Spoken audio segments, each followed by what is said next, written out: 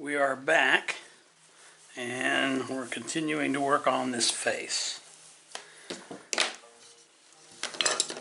So far we've taken our number 11, and that is, for those of you that want to know what the measurement is, the measurement on this one is about 6 millimeters. And we're using that to carve out the eye sockets.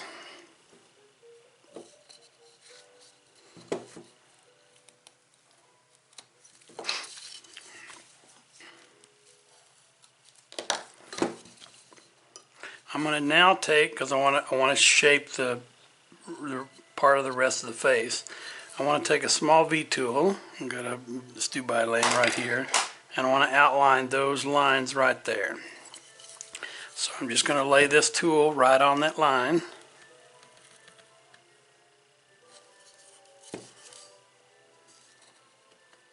And when I draw a line, generally what I mean for it is that to be the edge of where I want to be. In other words, what I'm doing with the tool is cutting off that line as much as I can. So I'm staying as close to that line as I get. See the shape of the cheek there? Go to the other side. Just a little more rounded than I did there.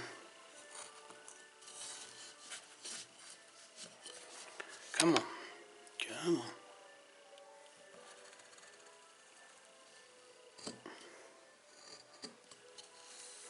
Okay, that's going to then allow me, let me put on my thumb guard before I start doing some intricate work. That's going to allow me then to come in here and stop cut that line right in that groove that I just cut in.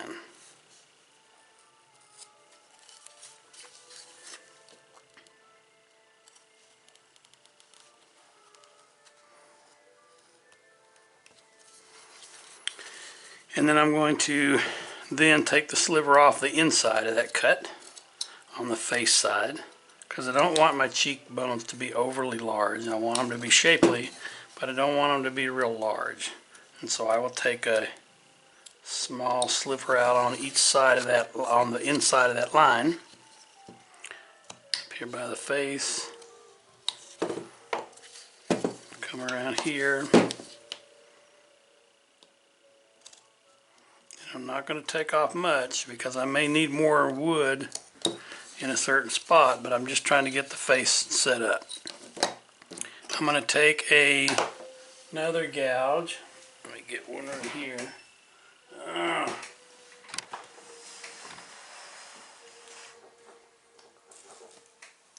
I'm going to use, I think I want to use this Stubai right here. Let me put it up there. Yes. This is a number 41, I think. The way they're stamped in there, they're hard to read. 47.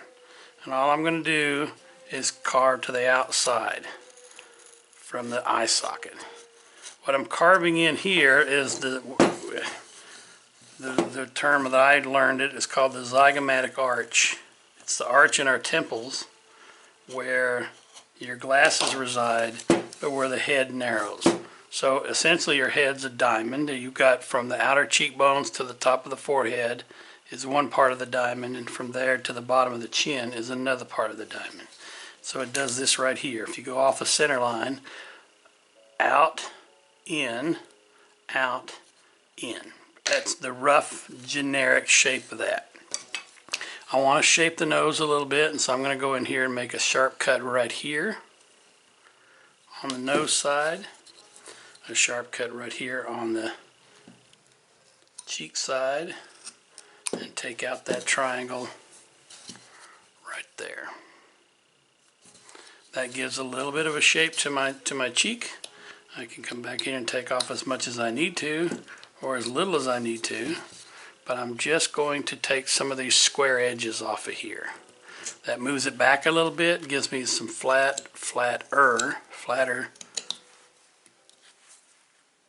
planes to work with.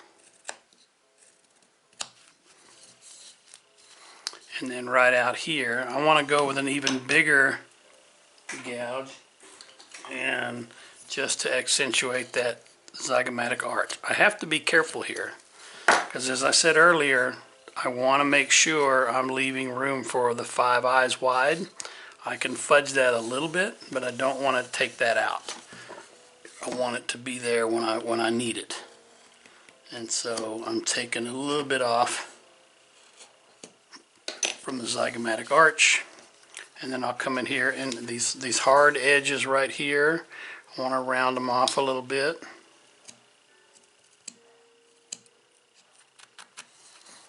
Take them off over here as well. And then I'm going to use one cut right there where that zygomatic arch is. Make one cut in there. And I always like to remove a little bit with my knife. So I'm just going to make us a rounded cut. See what that does to the face? It narrows that face down a little bit and lets me push the forehead back up under the hat.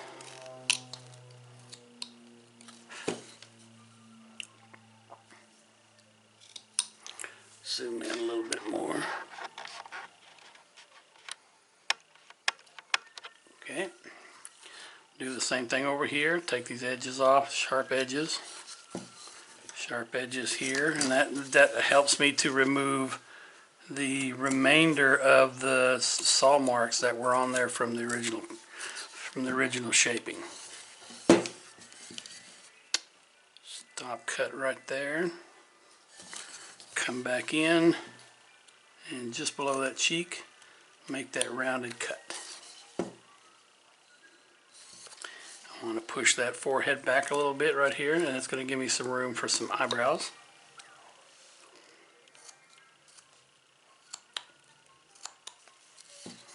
And then I want to separate those 2 eyebrows. I'll go back to that little number 11, and right above the nose, I'm just going to leave a little cut in there that separates the 2. And take a little sliver off the front of one, and a little sliver off the front of the other one. Okay, in profile, and you see how that nose is starting to stick out? Okay, I'm going to kind of round it over. I'm still not done with the eyes, but what I'm going to do is, I'll go around that nose here in just a minute, but I want to figure out where the tear duct is of those eyes. You know, the more I think about it, the more I like the idea of real simple eyes like we've got on that picture. These real simple eyes right here. For those of you that want a screenshot of that, let me hold that down here for a couple seconds so you can stop the video, get a screenshot. If you don't know how to do that on your computer, you can look that up. It's relatively easy. You go to the search bar at the bottom of your toolbar, and you type in snip in that search bar, and it'll come up with some kind of snipping tool, and it'll guide you through that. You can click on it in one spot, and it makes a cross. Then you drag that cross over what you want to look at, and it'll make a copy of that, and then you can save it on a Word document or a PDF and use that for your own carving. I'm going to trim a little bit right here on the mustache. I still want it to be fairly fluffy, so I'm not going to take a lot off, but I want to tuck it underneath that nose. Take off the bottom of the nose. I'm shaping that nose, and now I want to get it to where it's not quite so flat on the edges. So I take off a chip at about 45-degree angle. And you can see right there that point. I don't want that point. I'm going to take that point off, but then I'm going to round from there up to the bridge of the nose. Should have grabbed a smaller knife, but this works. I'm going to trim that up a little bit because I've really got a little too much at the bridge of the nose. So I'm going to thin that and thin that.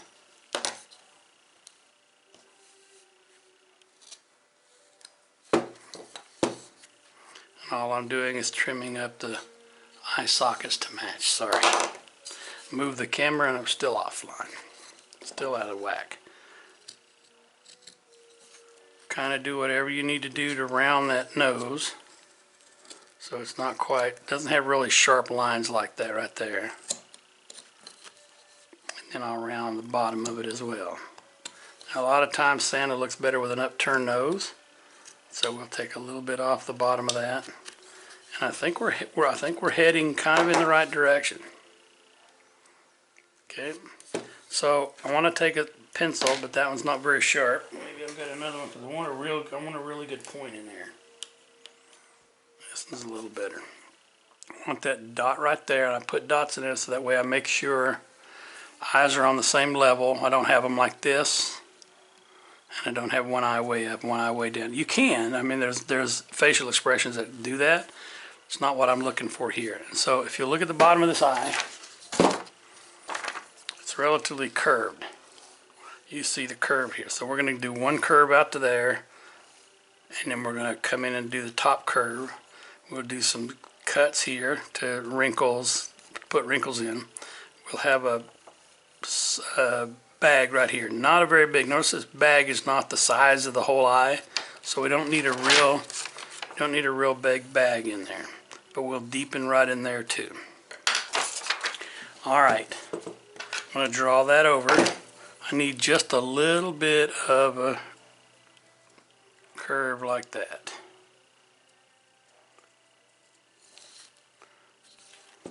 Didn't curve this one as much, so I'll go over here and do that. And then what I want to do is I want to keep making that curve a little bit bigger. Darkening is what I'm doing, so I can see what it's going to look like. Can you see that there? Too much background interference. So all I'm doing, let me darken that with a marker. Because what I'm doing is I'm not cutting it, I'm making it and coloring it so that I know where I'm going to cut.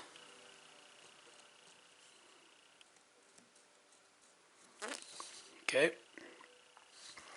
And then we'll come back out here with some wrinkles, and then we'll put in a little bag in there. To do that, I like to start with a small V tool. I have a really small one. I think it's a Ramelson. It's my wee V, I call it. It's really tiny. So if I'm looking at my finger, you can see how little this thing really is. I'm going to go from the outside in. I want to go from here.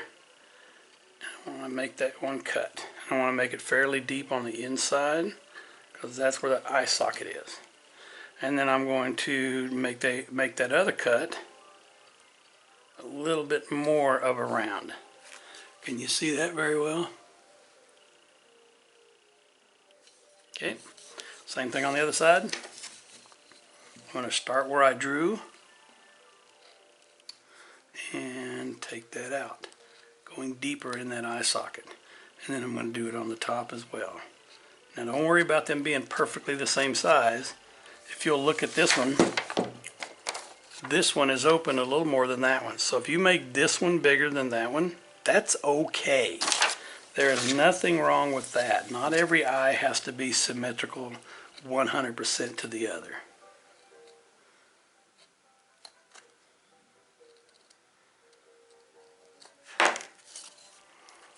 Okay.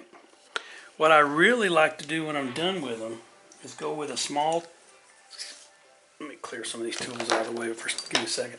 I want to go with a small knife.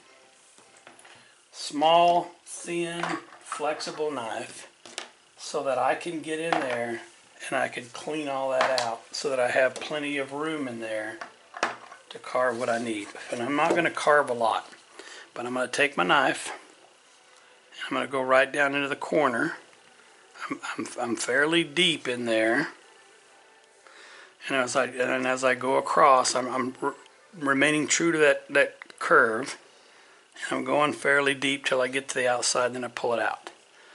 I'm going to go the same way here on the top, and I don't need much, but I'm going to pull it out here as well. I want to take that outside or inside corner out. Can you see that I took that corner out? Okay. I'm going to do the same thing over here. I'm going to take that corner out, that corner chip. I'd almost always do that on eyes. And so I've taken out both corners. Sorry. And now I'm going to take off that upper part. So that'll help me remove that black mark that I carved in.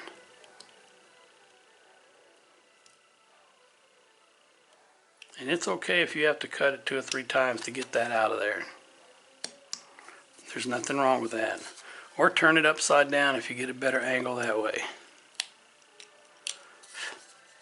So I've got one eye carved in, and I left a little bit of the black in there to let me know where the edge is. I'm going to go do the same thing over here. Deep. And out, curve, and come back out to that corner. Do the same thing to the top, in, pull it out, and come back and match in that corner. I'm going to come back here. Would it help if I zoomed in a little bit? I'm going to come right here, take off that chip, it came out. I'm going to do the same thing with that chip right there.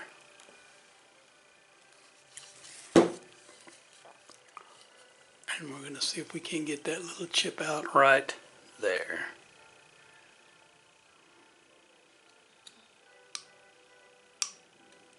Okay. I don't need to take off much because this eye is going to be smaller than the other one.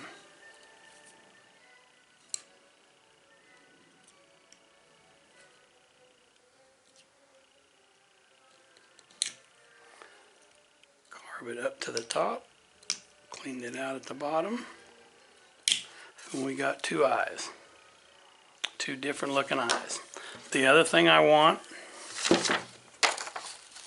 right here.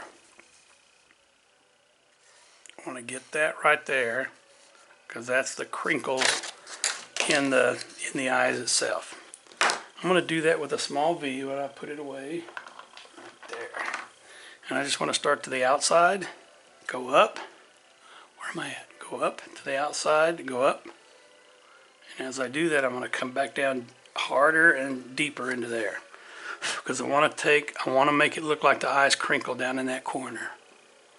I want to make sure they crinkle right down in there. And that gives me an eye lid, slightly. I'm going to start to the outside here so you might be able to see that one a little bit better. I'm getting my angle here. Up. Go down.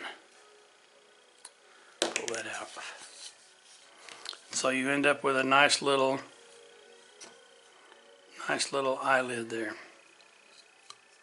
Clean it up a little bit. Got some chew up in there.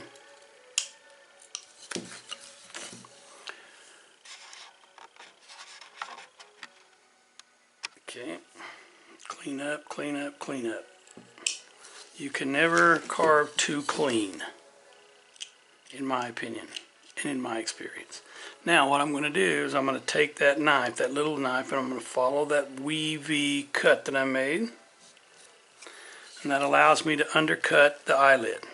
I'm going to go right in there in that top of that eyelid, take off a sliver here, a slice, take off another slice here.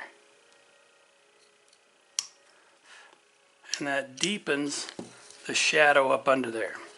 Same thing here, start out here, go up, come back down. Start in that corner,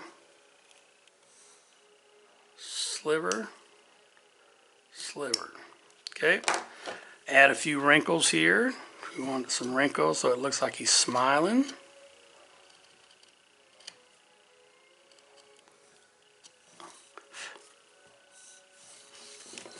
A few more out here on the outside.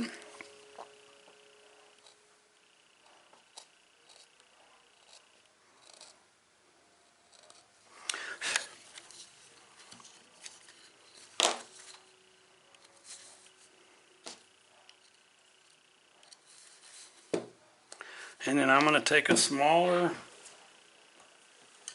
gouge. I had lost this gouge and I finally found it in a toolbox at Woodcraft where I teach. I want to use that to make a real small bag. I don't need much. I'm just going to come straight across the bottom of the eye and then curve it up into that corner. So can you see that bag right there? It's not showing up very much on this white wood. But we can add a little depth to it by coming back in here with this V and just following the upper part of it, not down to the bottom. So it gives him a little wink and a nod over here, and then make it come out here with the wrinkles.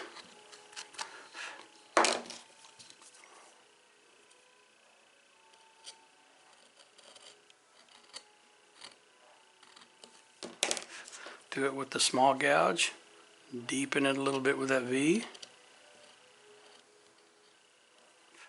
and add those wrinkles to it. Trim that nose off a little bit, still got some pieces on it from the duplicator. Now if you like eyebrows, you can pencil in or draw in or paint in or carve in. It's up to you how you're going to do that.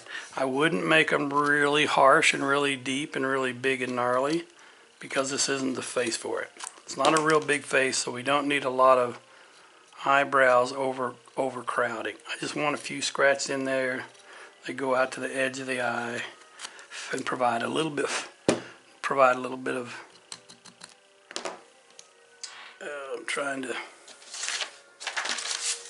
have a brush in there. I can't find it, so I'll just smack it a couple times. Whatever works.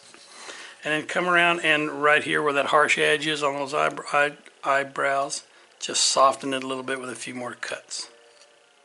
You don't want them coming right up to a really sharp edge. Okay. Clean a little bit of it out in there. The problem with smaller carvings is that you end up with a lot of little cuts that you may not want, and you have to clean up. Clean up some of my lines in there, both sides, and all of a sudden, before we know it, we got two eyes. Now we've got to carve in the mustache. If you notice, the mustache is really bulging right here. It kind of comes out. That's okay. And here's the thing we've got to look at. What kind of a smile? If you notice, there's a little bit of a dip right here from the wing of the nose to the wing of the nose, and then it dips down and comes back out. And so we've got to clean that off because we don't have that dip in there. So again, taking off these lines that we drew in, it'll help us because we're also removing the saw marks. So because we've made a few adjustments, we'll take those lines off. And this kind of marker, these Sharpies, don't have a tendency to leave a lot of residue. It's the ink, and once you carve off the ink, it doesn't fade in very much. And so I can have a little bit of fun with that and go back in and give that look whatever I want. With a pencil, I'll go across. We look at the edge of the nose here. The edge of the nose here. We've got a little dip. I'm low. I need to go higher. Because I don't want that to be really, really thick. So from here to here, I'm going to go dip right there. And then I'm going to go dip again and come back out. Okay, I did that with a pencil. You can't really see it well, so I'll do it with a pen. Here's the dip in front of the under the nose. Doesn't need to be much. And then it comes out and goes dip out again.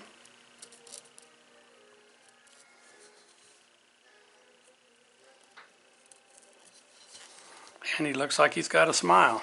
If you want to, and I don't suggest that you have to, if you want to, you can give him a little mouth. Okay, we put my pen together so it didn't dry out. I'm going to come in with a knife. Actually, I'm going to do it with a small V. Where's my small V? Small Stu by V. And I just want to take off that first line that I drew in.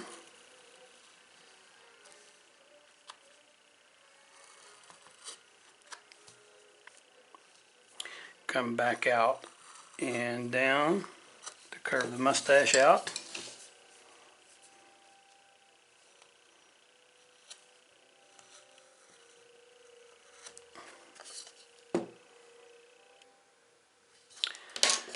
I want to come in with my knife, and I just want to deepen that cut because this mouth is sticking out, and if I wanted a mouth in there, I've got to give it a plane for it to go into.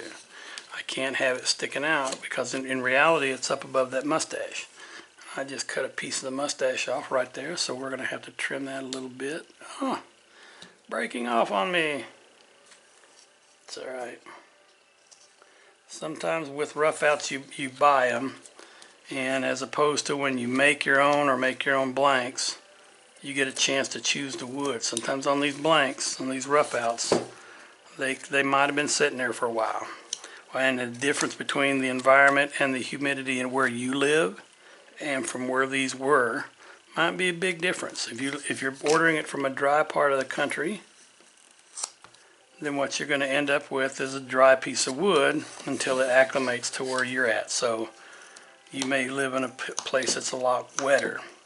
It's always one of those things you have to watch out for, is what's going to happen to the wood between when it's made in some place and when it is delivered to my place. So I've had that problem in the past where I get something from some place and man, it's drier than the Sahara. But anyway, I'm going to go over here with my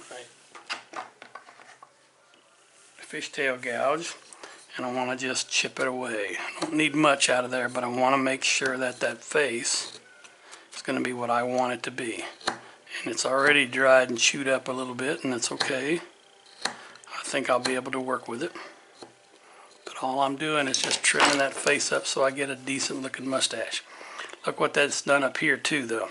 So I go back in here with my V, small V, sorry, and I want to trim that up.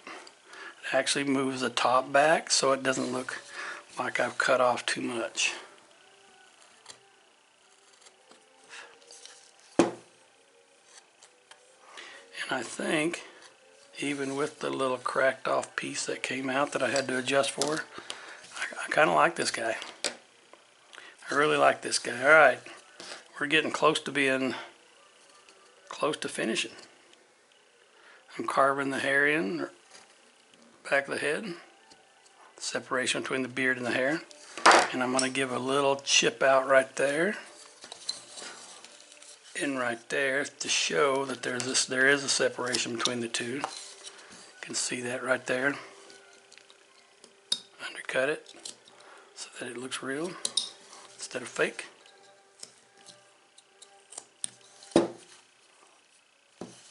One little more chip there.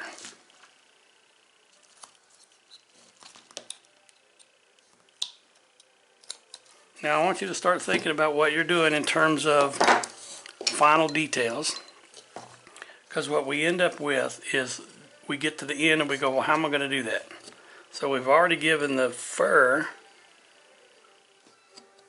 some characterization. What are you going to do to the hair?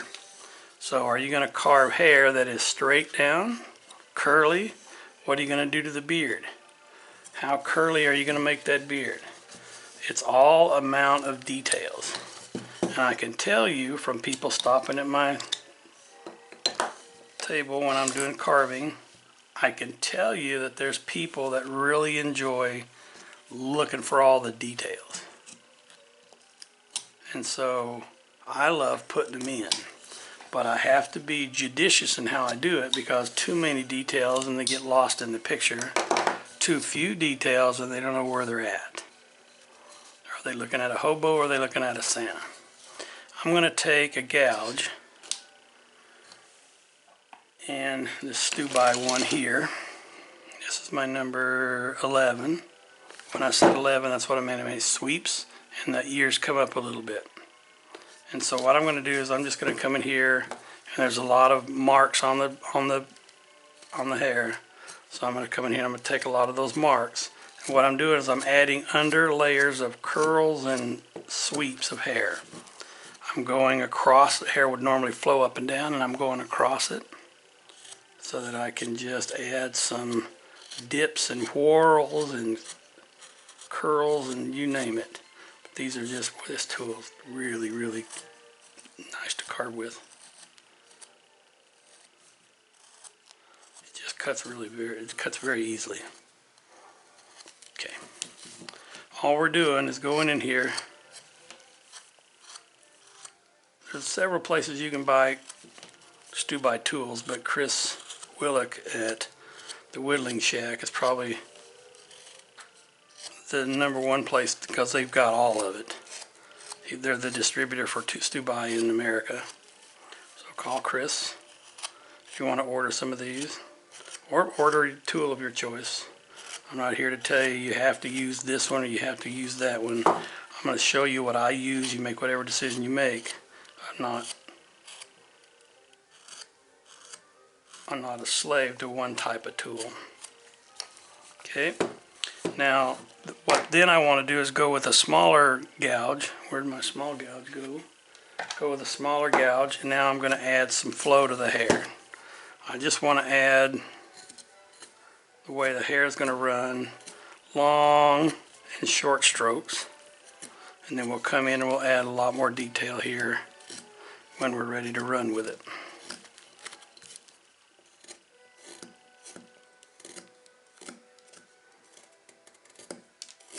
Because this goes in and out, I got to be careful that if I go the wrong way, I go against the grain and I'm going to lose some of that. But I'm also going to make sure that whatever I carve is what I want to carve, not what the wood wants me to carve. Because sometimes these older pieces of wood, or not quite as good as the wood you'd buy from your local store, or from Heineke or wherever you get it, you got to be careful on when you're carving it, because sometimes it'll be very cantankerous. I don't hear that word being used much, but it's always been one of my favorite words. You just old and cantankerous. Just live with it. I'm going to come back and cut all these little fuzzies off here in just a second once I get all the tooling in that I need. I'm going to come back here and cut them off, cut them off, cut them off.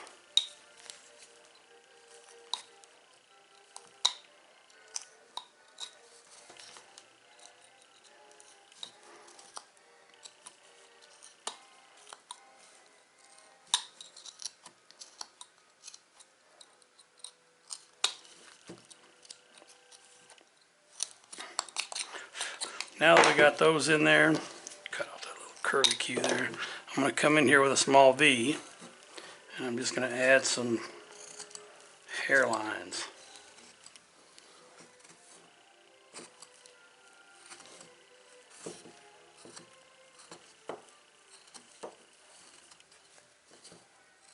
For those of you listening, I'm thinking about doing some Zoom classes, probably starting next month, and we'll see how that works.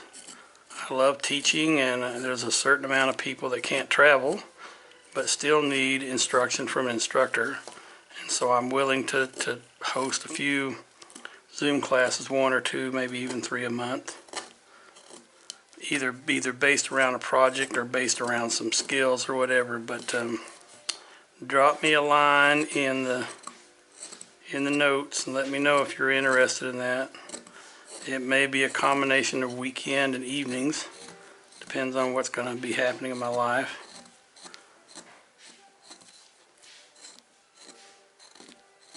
So let me know what you think about that.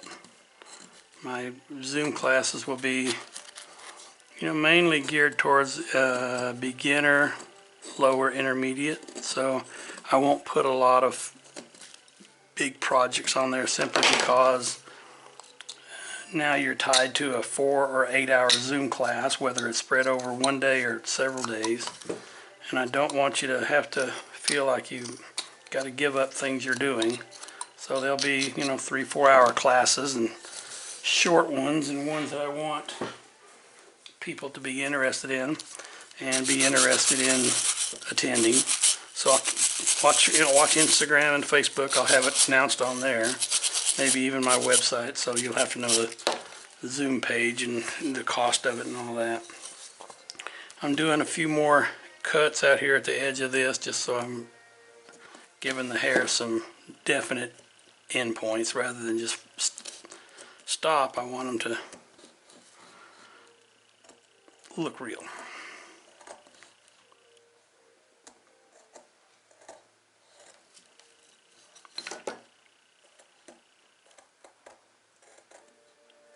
Much as I work on trying to stay in the screen, it's still hard. I've tried putting little dots on the table, I've tried having tape, and I still get busy carving, and I love carving so much that I don't pay attention to where it's at, and I hope it's okay that I miss a few seconds or whatever, but I'm hoping that you can still see what I'm doing even when I miss like that, even when I miss being on the screen. Alright, I like this guy. I really like him. The big puffy cheeks, and I always run these by my wife when I'm carving. She likes to see what I'm doing, and she gets a kick out of these smiling guys. She's not really into the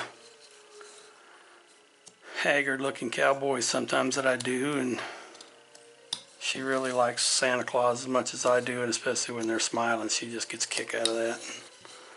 I would have to agree with her for the most part. I enjoy doing that. I enjoy doing Happy Santas, and have always been a Santa fan. I don't get enough of Santa. Alright, come back in here and let's tool this beard. We're going to do some big swooping cuts. So I'm using it says 11 on it, so it's 11 from Stubai. And I'm going to try to keep these flowing in a bunch of different directions rather than just one way only. Make sure I don't cut off the beard, the mustache, so we leave enough for that. It's hard not to, it's hard not to do that because you're focusing on so many things when you're doing a project like this.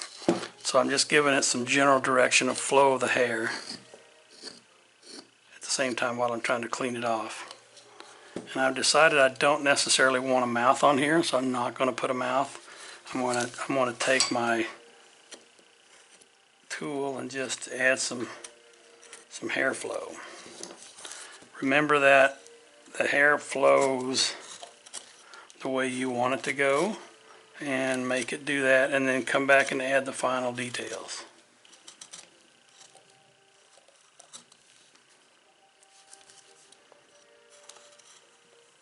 Turning it so that it curls at the bottom, I hope.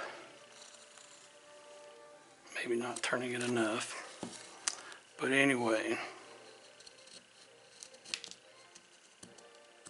You got to have a lot of control when you're doing this, because if you're just wang wang wang on the tool, it'll go right through something you've already carved or something you want to preserve. So just remember, just take your time on this part and have a little fun creating some texture to the hair.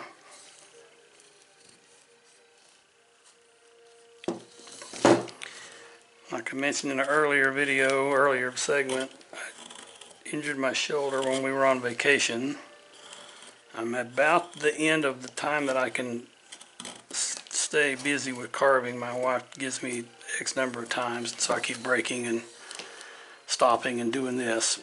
The doctor has limited me to how much I can carry and how much I can do, and so I'm starting to feel a twinge in there, so I might just have to end this one and pick it up on another day. But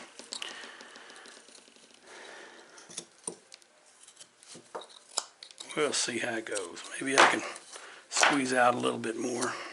I'm going to undercut the beard. I haven't detailed the beard a whole lot. I've got some broad strokes on it.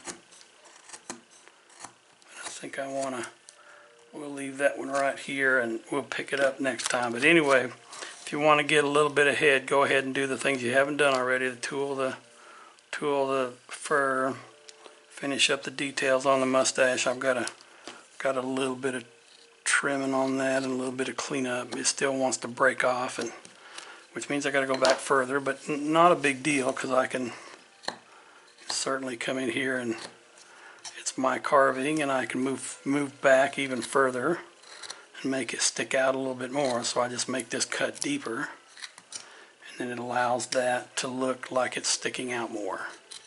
So again, the little parts of what you're trying to learn and what you're trying to get out of your carving, those are the little details that you learn the tricks of, and they really work when they really work. Sometimes they don't. That's just the way life is. You what's that old saying? When life gives you lemons, make lemonade. I'd stick a little whiskey in there if it's me, but you know, hey. Alright. We'll clean all that up. I'm going to let you go right now, and we'll finish up one more segment of finishing up all the carving, and then we'll do a segment of how to paint, and we'll be done with this fella. I really like him. So thanks for watching, and I'll see you in the next segment.